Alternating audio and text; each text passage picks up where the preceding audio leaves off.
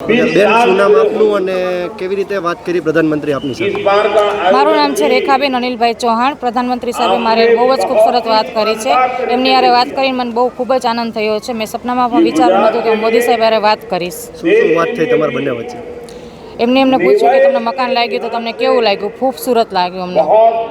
ખાસ કેટલા રૂપિયા તમને મળેલા, કેવી રીતે આવાસ મળેલું? અમને 3 લાખમાં આવાસ મળેલું છે અને મેં 3,000 ભરીને ફોર્મ લીધું હતું. ખાસ પ્રધાનમંત્રીને તમે રાજકોટ આવવાની વાત કહી, એ શું વાત થઈ આખી?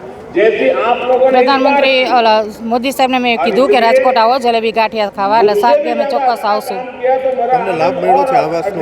કેવું છે આવાસ? તમને કેવું લાગે? બહુ જ સરસ છે આવાસ. અમે ભાડાના મકાનમાં રહેતા હતા, અત્યારે અમારા ઘરનું ઘર થયું, એ પણ મોદી સાહેબના કારણે થયું છે. કેટલા રૂપિયામાં મળ્યું ને કેટલા BHK નું છે? મારે 1 BHK છે.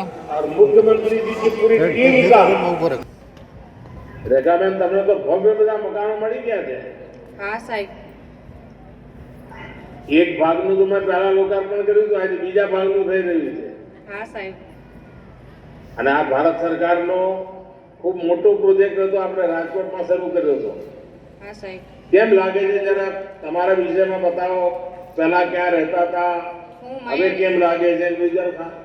હા સાહેબ, હું માયાણીમાં ભાડે રહેતી હતી, હવે મને ઘરનું ઘર મળ્યું છે, તેથી હું બહુ જ ખુશ છું.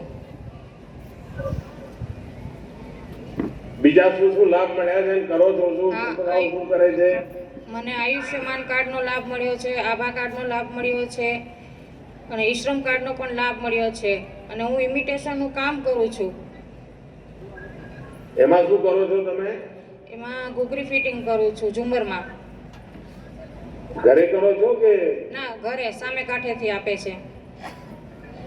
તો કેટલા રૂપિયાનું કામ મળે રોજ? રોજ 250 નું થઈ જાય.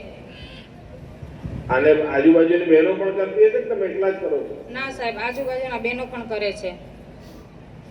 એટલે આખા વિસ્તારમાં તમારું આ જડતરનું કામ જ ચાલે છે? હા સાહેબ. વાહ! તો તમે આ જડતરનું કામ શીખ્યા ક્યાં? હું મેરેથી જ શીખી છું, કોઈ પાસે શીખી નથી હું. અચ્છા. પ્રધાનમંત્રી આવાસ યોજનાનો તમને જે લાભ મળ્યો, એના કારણે શું બદલાવ આવ્યો તમારા જીવનમાં? ખૂબ જ. અને આ મકાન મળ્યું, એમાં રૂપિયા તમને આર્થિક મદદ કેટલી મળી સરકારમાંથી? ખૂબ જ મદદ મળી છે.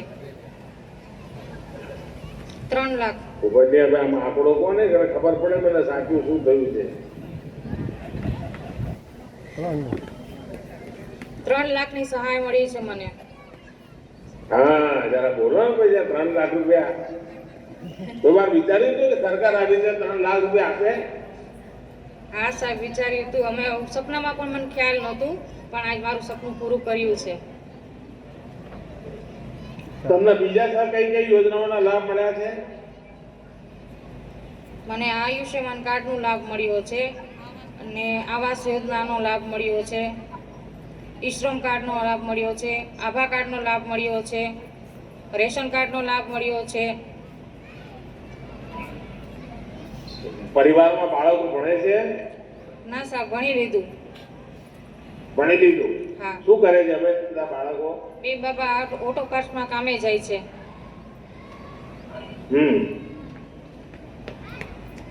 ચાલો રેખાબેન, તમારી જોડે વાતચીત કરી બહુ સારું લાગ્યું. અને તમે જે સ્કિલ વર્કર તરીકે કામ પણ કરી રહ્યા છો, તમે પણ અને તમારું જડતરનું કામ છે, તો ઘણા બધા લોકોના તમારી બધી જવેરાત કામમાં આવતી હશે.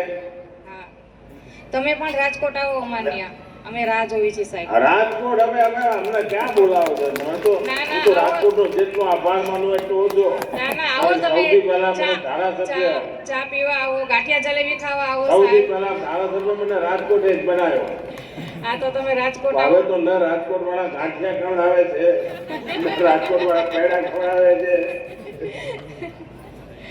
ચાલો, તમે નિમંત્રણ આપ્યું એ મારા માટે બહુ મોટી વાત છે.